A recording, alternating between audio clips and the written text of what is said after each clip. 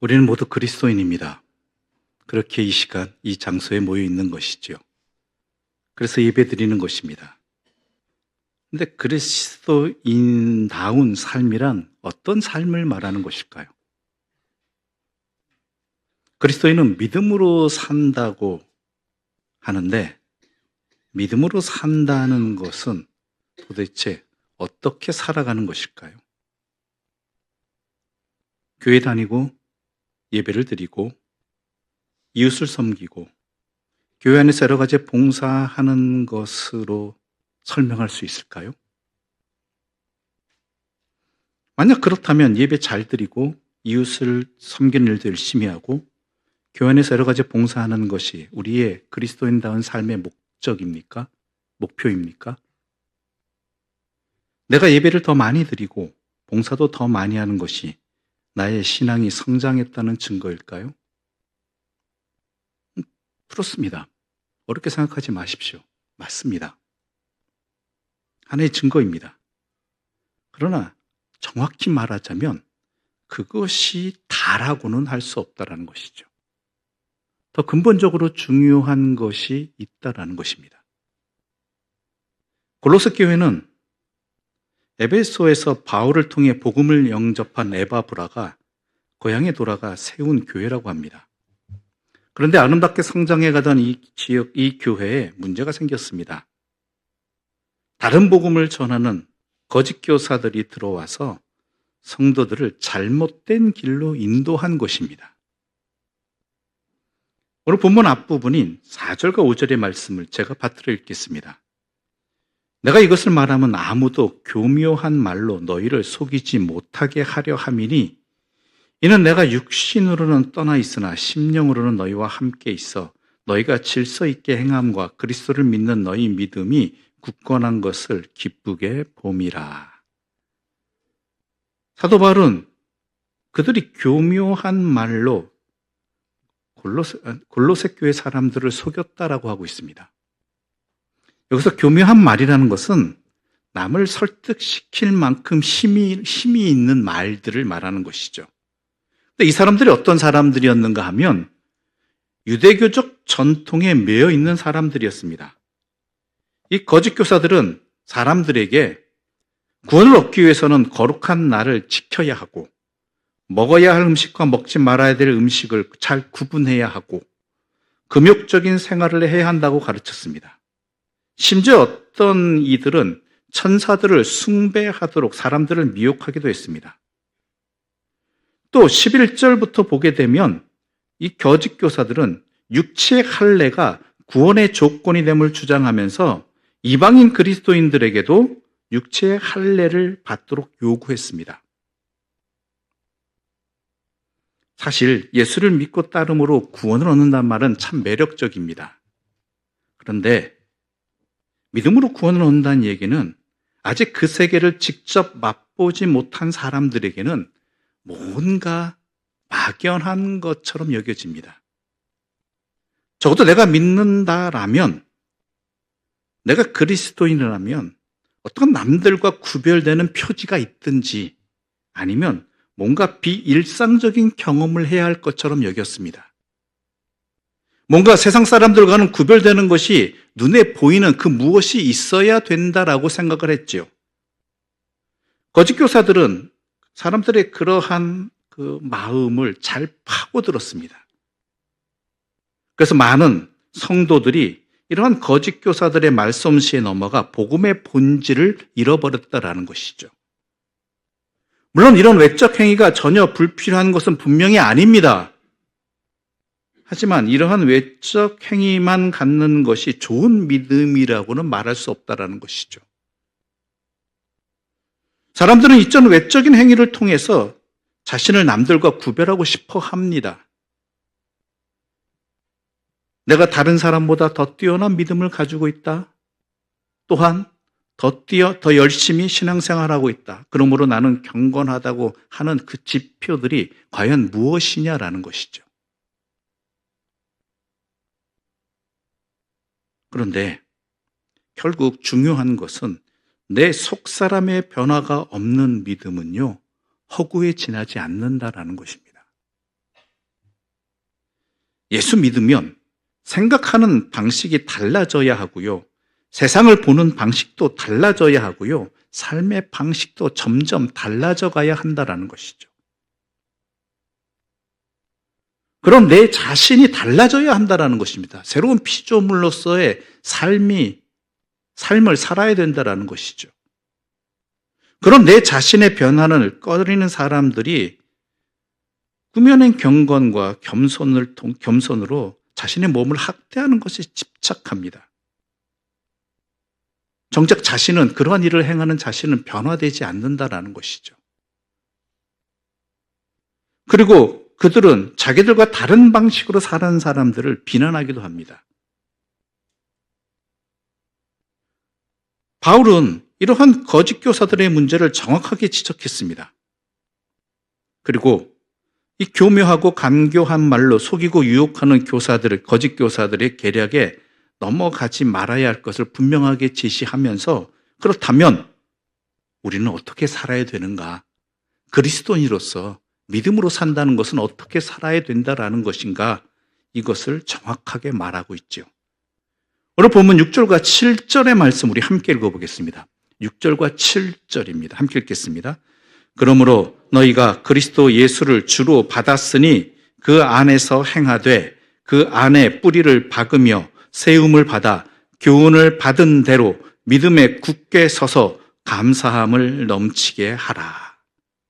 이 6절과 7절의 말씀은요, 골로새서의 핵심 내용을 잘 요약하고 있습니다. 우리는 그리스도 예수를 주로 받았다고 사도 바울은 표현합니다. 즉, 이 얘기는 무슨 뜻이냐? 우리 스스로의 힘으로 우리가 노력해서 우리가 열심히 연구해서 얻게 된 것이 아닌 우리에게 은혜로서 주어진 것이 바로 예수를 주로 믿게 된 일이라는 것입니다. 내가 그리스도인이 되었다라는 것이죠. 하나님께서 복음의 통로로 삼은 선한 일꾼을 통해서 우리에게 복음을 전하게 하시고 우리는 그들의 헌신을 통해서 예수 그리스도께서 우리의 주 되심을 전해 듣게 되었으며 그리스도를 믿게 되었다라는 것. 이 모든 것이 하나님의 은혜라는 것입니다. 그리고 이 은혜는요, 무엇보다 그리스도를 받는 것, 그리스도를 믿는 것으로 끝이 아니라 이제는 새로운 시작이라는 것입니다. 그리스도를 믿는 사람으로서, 즉 새로운 피조물의 시작이 되어야 한다는 것이죠. 이러한 변화가 시작되어야 된다는 것입니다. 이 새로운 피조물로서의 변화된 삶을 살아가기 위해서 내가 어떻게 해야 되느냐? 먼저 사도 바울은 그리스도 안에서 행하라고 권면합니다. 그 안에서 행하라. 우리의 삶의 모든 자리가 그리스도 안에 있어야 된다는 것입니다. 믿음이라는 것이 무엇입니까? 다른 정의로 하자면 그리스도 안에서 살아가는 것입니다. 이게 믿음입니다. 이 말을 달리 표현하자면 그리스도인은 반드시 그리고 지속적으로 예수 그리스도와의 친밀한 교제 속에서 살아야 하고 예수 그리스도를 모신 자답게 살아가야 한다는 것이죠. 우리가 교회 안에서도 여러 가지 일들을 행합니다.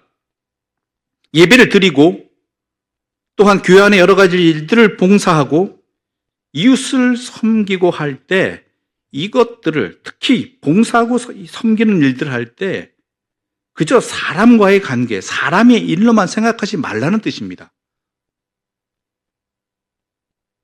그러면 믿음의 예배, 믿음의 봉사, 믿음의 섬김, 믿음으로 살아가는 것이 아니게 됩니다.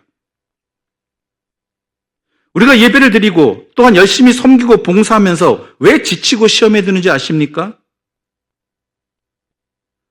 여러 가지 이유가 있겠지만 사람의 일로 생각하기 때문 아닙니까? 믿음으로 살아간다는 것은요, 대상을 분명히 아는 것입니다. 아브라함이 부주 중에 나그네를 대접했지만 그것이 결국은 뭐예요? 하나님을 대접하는 일이 되었다라는 것이죠. 우리가 예배 드리는 이 자리에 주님이 나와 함께 계시다라는 것을 분명히 인식하면서 예배 드리고 계십니까? 오직 주님께 예배 드리는 자리라는 것을 인식하면서 예배 드리고 있느냐라는 것이죠. 이 예배마저도 사람의 일로만 생각하고 있는 것은 아니냐라는 것입니다. 또한 우리는 이 예배를 마치고 함께 식사를 나누게 될 것입니다. 그 식사를 준비할 때 우리가 예수님께 식사 대접한다라고 생각하면서 식사를 준비하고 또한 그 식사 자리에 함께 하십니까? 예수님이 그 내 식탁의 자리에 함께 식사하고 계시다라는, 내가 그 자리에 함께 있다라는 것을 분명히 인식하면서 식사를 나누고 계시냐라는 것이죠.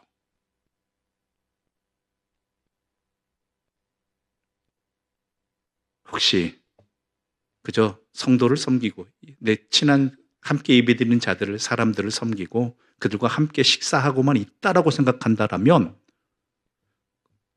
그거는 세상의 식사 준비와 또한 세상의 식사 나눔과 다를 바가 없다라는 것이죠. 뭔가 달라야 되지 않습니까? 그리스도인인데요. 믿음으로 함께하는 자리인데요.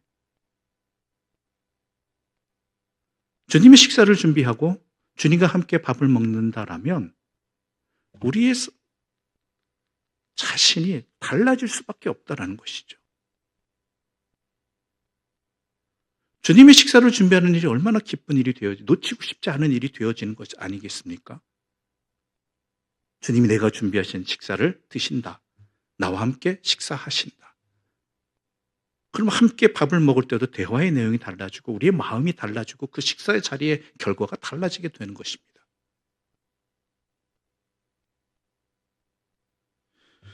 또한 우리가 섬기는 이웃이 바로 예수님이라고 생각하며 사랑하고 있느냐, 섬기고 있느냐라는 것이죠. 주님을 섬기는 자리, 돕는 자리, 주님과 함께하는 자리.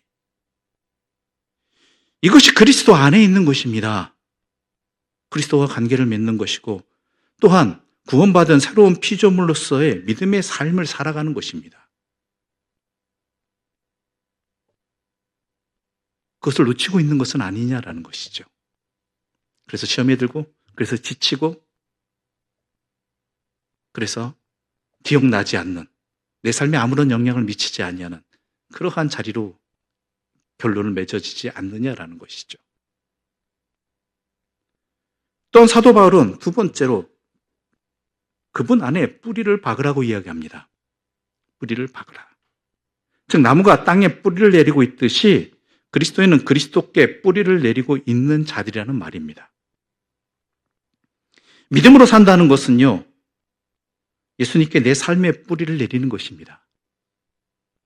시편 1편에 시냇가에 심은 나무, 즉 시냇가에 뿌리를 내린 나무가 철을 따라 열매를 맺으며 그 잎사귀가 마르지 아니하는 것처럼 그리스도인은 예수 그리스도께 뿌리를 내림으로써 주님으로부터 오는 영원한 생명수를 공급받고 살아가는 자들이고 주님을 향해 나가야 된다는 것이죠. 주님께 소망을 둬야 된다는 것입니다.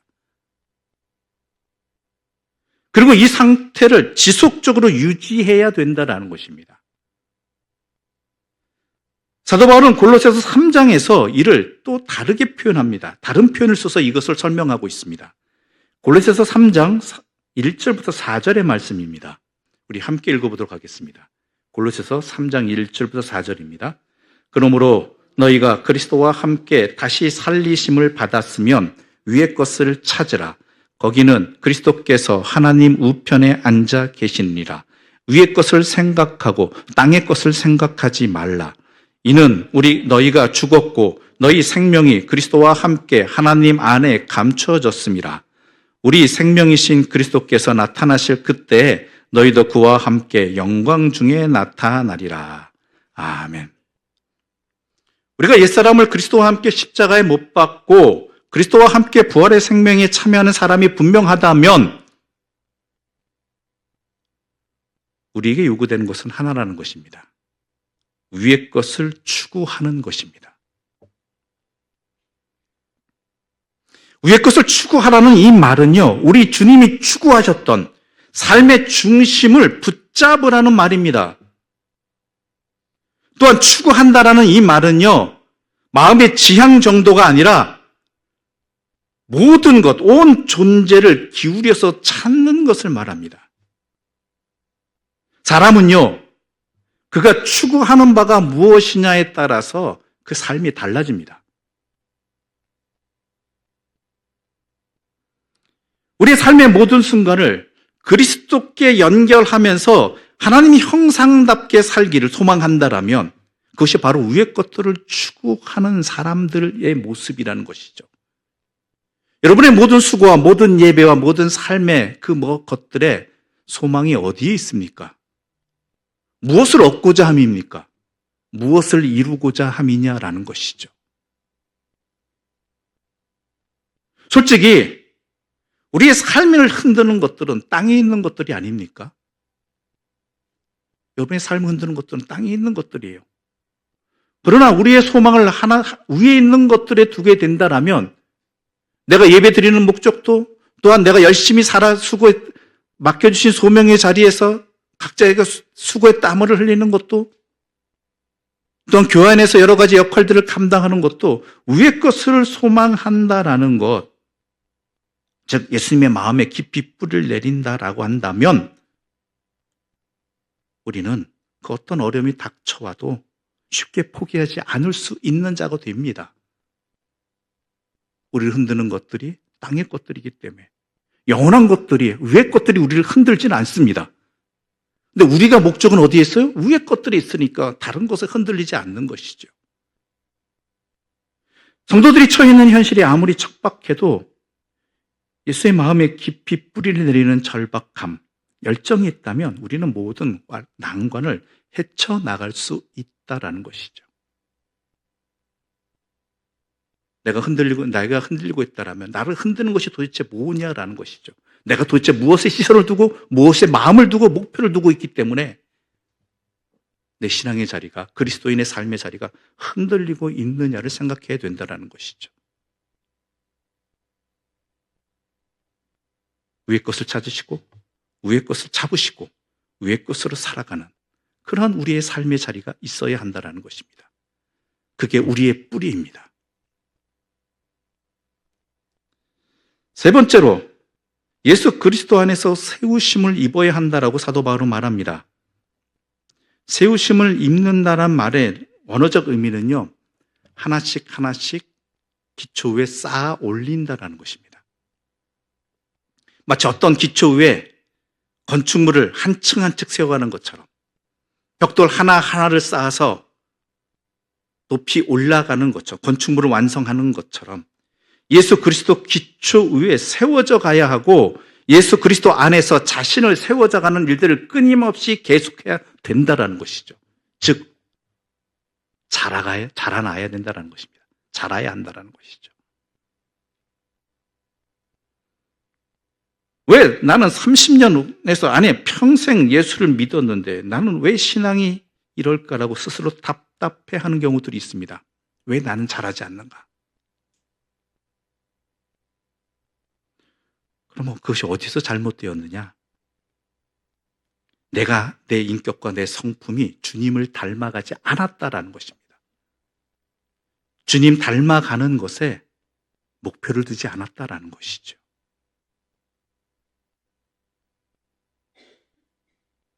또 그렇게 된 이유 중에 하나는요, 열심을 했는데 내 신앙의 내용이 예수 안에서 내가 잘하는 것이 있지, 세워져 가는 것이 있지 아니하고 일에 있었기 때문입니다. 내가 얼마나 많은 일을 했느냐, 얼마나 많은 수고를 했느냐, 그것에만 머물러 버리는 것이죠. 30년, 40년 혹은 그 이상의 신앙생활을, 교회 생활을 했는데 교회 일은 익숙합니다. 근데 내 자신은 예수를 닮아 있지 않다, 점점 닮아가 있지 않다라는 것이죠. 인격적인 진전은 없고 교회 일에는 익숙해져 갑니다.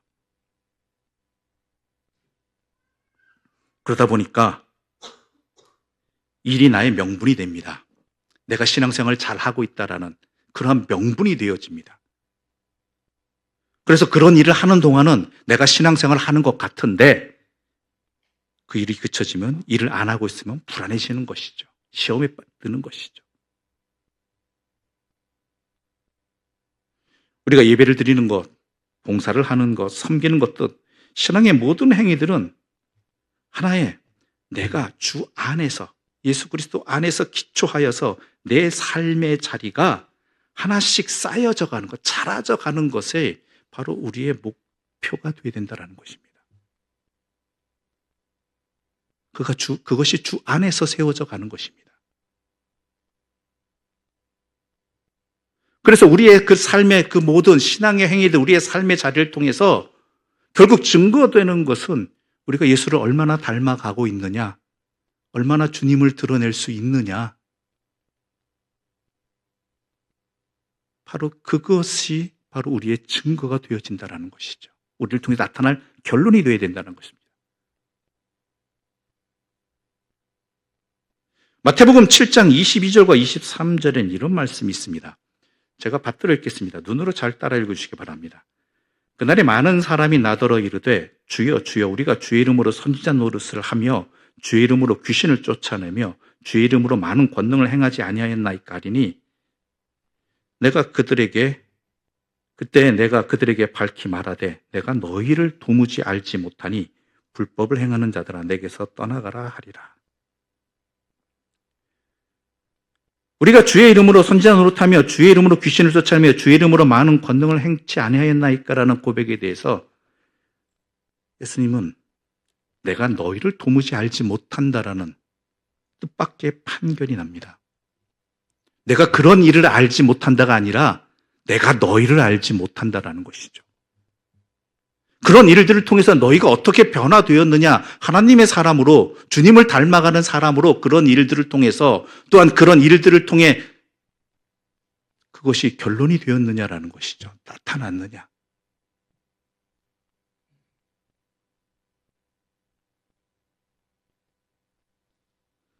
오늘 한국교회는요, 신앙의 행위는 참 많습니다. 봉사도 많이 했습니다. 또 그런 일에 능력도 있습니다. 그런데 사람이 안 변하더라는 거예요. 사람이. 예수 믿는 사람으로 저 사람을 통해서 예수님이 어떤 분인지 드러나야 되는데 삶으로 그 사람의 말과 행동으로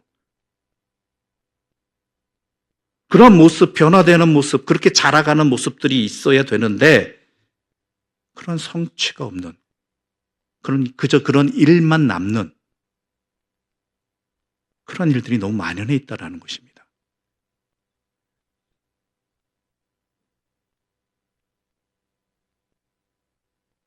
예수를 닮아가는 일, 예수를 믿으면 변화되는 인격과 성품에서의 그런 본질적인 새로운 피조물로서의 변화들이 없다라는 것이죠.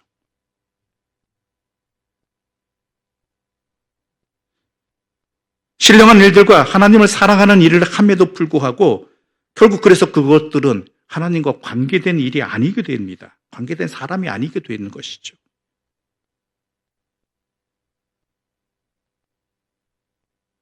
그런 일들이 나타나는 대표적인 증거가 뭔지 아십니까? 내가 신앙생활 열심히 했는데 또 섬기고 봉사를 열심히 했는데 그 일만 남아버렸다는, 내 자신은 변화가 안 되었다라는, 결국 거둬야 될 열매인 내가 자라남은 없었다라는, 그것을 소망하지 않고 또한 바라보지 않았다는 증거가 뭐냐면 우리 7절의 말씀 함께도 6절과 7절의 말씀 다시 한번 읽어보겠습니다. 2장 6절과 7절의 말씀입니다. 그러므로 너희가 그리스도 예수를 주로 받았으니 그 안에서 행하되 그 안에 뿌리를 박으며 세움을 받아 교훈을 받은 대로 믿음에 굳게 서서 감사함을 넘치게 하라. 무엇입니까? 감사가 없어요. 감사가 안 남아요.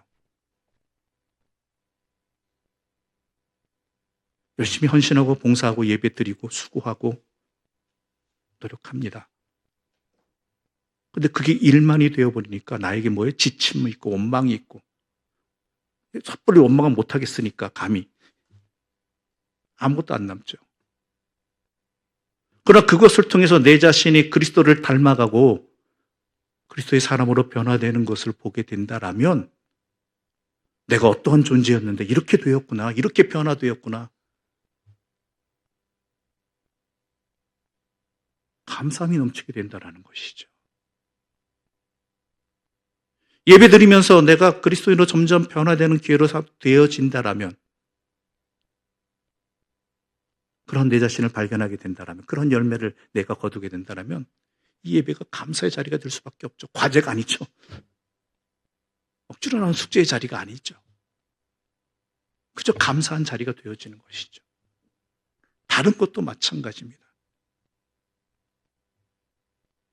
우리가 일상에서 맡겨진 각자의 삶의 터전, 직장이나 학교나 아니면 기타 여러 곳에서도 나에게 주어진 일들이 그저 내 먹고 살기 위한 방편으로만 생각한다면요, 참 힘듭니다. 언제 그만두나 하루하루가 피곤할 뿐입니다. 그러나 그 안에서 그런 일을 하면서 내 자신이 변화되어져 가고 내 자신이 성장되어져 가고 내 자신이 자라고 있다는 것을 발견하게 된다면 그 삶의 자리는 어떤 자리가 돼요? 놓치고 싶지 않은 자리, 기쁜 자리, 감사의 자리가 되어진다는 것이죠.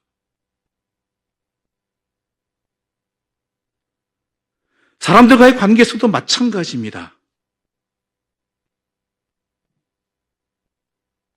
그 사람을 통해서, 그 사람과 교제함을 통해서, 함께 살아감을 통해서 내가 주님, 그 사람과 관계 맺는 그 자리에서 주님을 닮아가는 모습들이 서로 간에 있게 된다면 그 관계는요, 감사하는 자리가 되는 것이죠. 감사가 남을 수밖에 없습니다. 내가 어떤 존재인지 알게 되기 때문에, 어떤 존재였는데 이렇게 되었구나라는, 이렇게 살아갈 수 있구나, 이러한 열매를 맺을 수 있구나.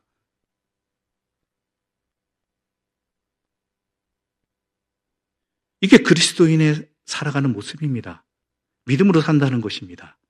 이게 그리스도 안에서 살아가는 결과들이라는 것이죠. 여러분들은 여러분의 그 모든 수고를 통해서 무엇을 얻기를 원하십니까? 무엇을 추구하고 계십니까? 여러분 자신이 어떻게 하나님의 사람으로 변화되어져 가고 있는가를 소망하고 또한 발견해가고 그것이 우리의 제1의 기쁨이 되고 제1의 목적이 되고 있느냐라는 것이죠.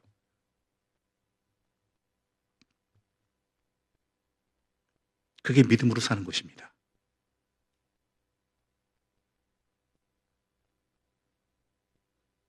말씀을 결론 맺도록 하겠습니다.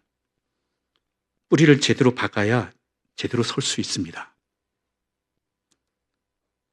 우리 내 속에 기둥이 제대로 박혀야 됩니다. 그럴 때 유혹의 바람, 박해의 바람이 거세게 불어도 가끔은 흔들릴 수도 있어도 결코 무너지지 않을 수 있는 것이죠. 뿌리를 내르고 세우심을 입은 사람은 주님의 가르침대로 살아가게 됩니다. 그리고 또한 예수 그리스도 안에서 내가 세워지고 믿음으로 굳게 서게 된다라면 그러한 내 자신을 발견할 때마다 나는 감사가 넘치는 삶을 살아가게 된다는 것이죠. 우리는 그리스도인입니다. 예수 그리스도 안에서 은혜로 영원한 생명을 받은 자들입니다. 그렇다면 우리는 예수 그리스도 안에 살아야 되는 사람들이고 또한 우리의 발걸음 내딜 때마다 그 내딛는 이유가 예수 그리스도가 되어야 하고 또한 예수 그리스도를 주로 믿는 사람의 삶의 자리가 되어야 됩니다. 예수 그리스도가 목적이 되어야 되고 이유가 되는 삶을 살아갈 때 나무가 땅에 강한 뿌리를 내리는 것과 같이 집이 점차적으로 구조를 이루어 모양을 이루어져 가는 것과 같이 주 안에서 우리의 삶은 든든하게 세워질 것이고 또한 그러한 내 모습을 발견하면서 우리는 기쁨이 넘치게 되고 감사가 넘치게 될 것입니다. 내가 누구의 간데 이러한 주님을 닮아가는 주님을 또한 내 삶을 통해서 드러낼 수 있는 그러한 삶을 살아갈 수 있게 되었는가. 이러한 기쁨이 오늘 이 말씀을 들은 저와 여러분에게 또한 우리의 가정과 우리 교회를 통해서 강력하게 드러나는 열매이기를 바라고 우리의 기쁨이 되기를 바라고요. 우리의 감사가 되기를 간절히 소망합니다. 기도드리겠습니다.